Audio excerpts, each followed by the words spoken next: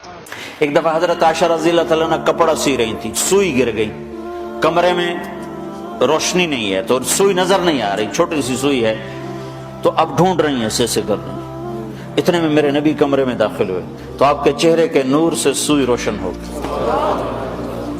میرے نبی کے پاس ایک عورت آئی، یا رسول اللہ میری شادی ہو رہی ہے، میرے خامند کا میرے اوپر کیا حق ہے؟ میری شادی ہو رہی ہے، میرے خامند کا میرے اوپر کیا حق ہے؟ میرے نبی نے فرمایا تیرے خامند کے جسم پہ زخم ہو، زخموں میں گندا پانی پیپ بھر جائے اور تو زبان سے چاٹ چاٹ کے اس کے زخم صاف کرے تو بھی تو نے اپنے خامند کا حق ادا نہیں کیا۔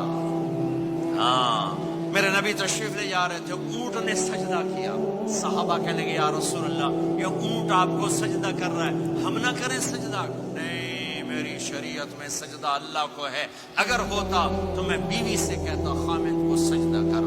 تو میرے بھائی بہنوں، یہ محبت کے رشتے ہیں، یہ محبت سے پروان چڑھتے ہیں، یہ مقابلے سے نہیں چلتے، دھن دولت سے نہیں چلتے۔